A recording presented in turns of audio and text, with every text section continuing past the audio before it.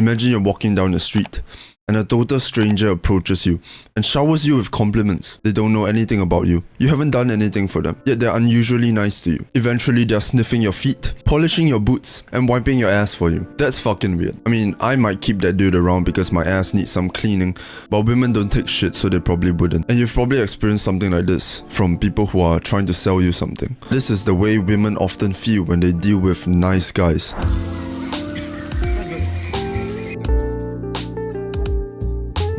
Nice guys are ingenuous, needy, quick to apologize, quick to seek approval, quick to defend themselves, and they do whatever they can to appear righteous. I intend to speak to the nice guys in this video, and I want to tell you that your obsession with being righteous is not only childish, but it is also nothing to be admired, and you will never get what you want out of life.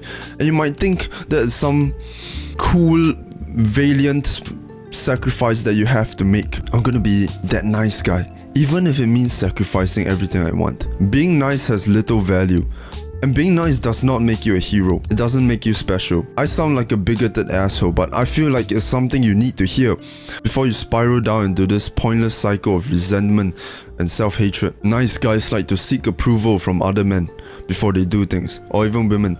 Nice guys try to make themselves appear harmless. When it comes to social confrontation, they will increase the pitch of their voice so it's less commanding.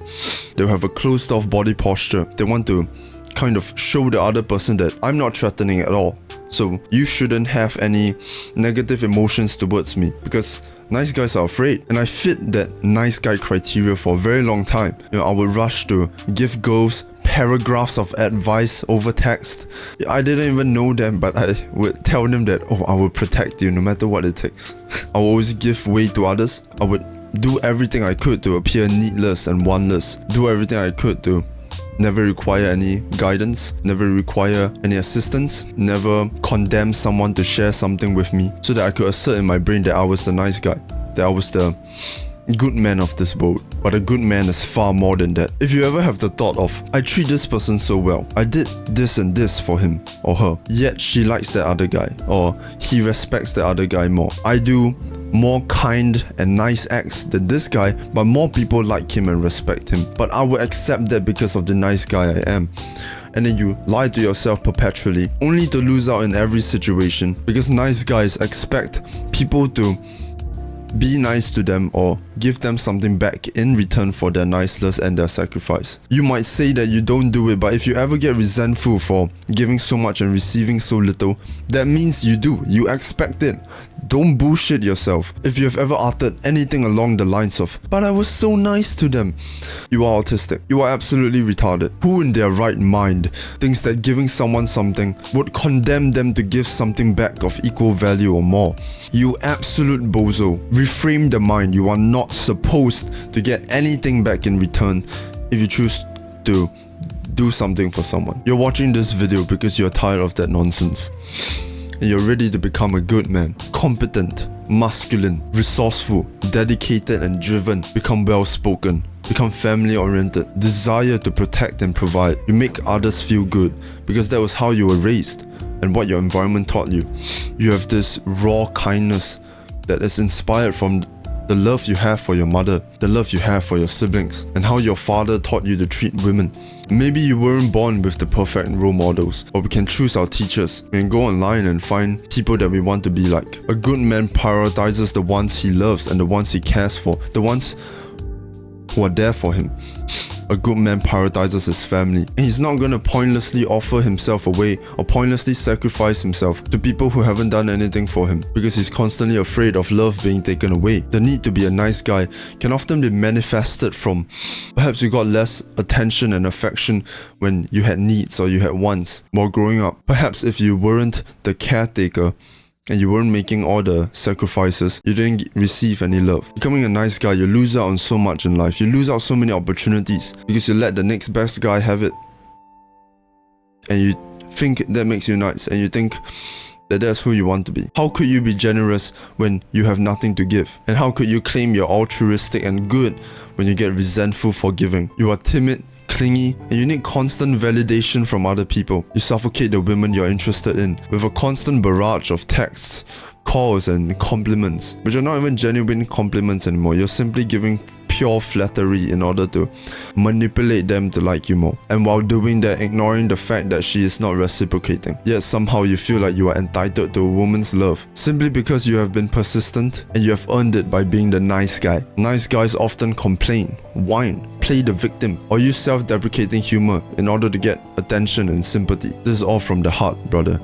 Dig deep, really deep, this childish self-pity of not having success with women, with friends, not being respected by other men, this self-hatred you subconsciously or consciously hold on to because it is addicting, because you have a permanent reason not to try. No one else is going to tell you this, but that is the easy way out. To hold on to self-pity so that you never have to try putting yourself out there, never have to try taking what you deserve, going for what you want. Because we can always use that righteousness as a backup. I'm not where I want to be because I'm righteous, because I'm good like that, because I'm not willing to take what could be someone else's. You know, he can go first, she can go first, and then we get resentful after that. That's pathetic. You're timid, you're weak. But who the hell starts off strong? Who the hell is born driven, confident, well-spoken, mindful and charismatic? It's worked up to over time. You should have friends that are strong enough to turn to you and say, brother, that's enough self-pity. But you don't have those people around you because they are busy themselves looking for strong partners that will say the things they need to hear to them. And you're not strong enough for that. You don't even dare to be honest. If you're one of the nice guys I'm referring to, that's enough, dude. Stop lying to yourself, man. Let go of your delusion, let go of your ego for a second, 1 second. Really think, could I be right? Really consider, is this guy right about me? Have I been honest with myself lately? Am I presenting myself as the person I want to be? Or am I presenting myself as the person I think I need to be? To remain safe and good in other people's perception. Change is not easy. But you know what's worse? Wasting years lying to yourself. And when you finally choose to change, you can only think to yourself, why didn't I start earlier? Use brain, bro. Use brain. Stop being retarded. You have people to protect. You have a future wife to guard with everything you have. And how strong will you be then, huh? How much damage can you tank? Imagine if you had the girl of your dreams in your arms right now. Do you think she's staying? What kind of man is she attracted to? Are you that guy? What kind of man does she deserve? Are you there yet? Are you him? No, you know you are not good enough to be the man your ideal girl deserves. She deserves a driven man with kind eyes, genuine smile, disciplined, masculine, mentally, emotionally, and spiritually strong. She deserves a man that is able to be that mountain that her waves of emotions can crash into. And he will remain loving, gentle. He will remain optimistic, hopeful and grateful. A man who can speak looking into someone's eyes, not staring someone down, but gently reaching into the person he's speaking to, being fully present and appreciating the other person for being alive. Chest up, doesn't need approval from other men, doesn't whine, isn't resentful, and pure of self-hatred and pity, because that's what your mother needs. That's what your family needs. That's what the woman of your dream needs. And most importantly, that is who you truly want to be. So better work.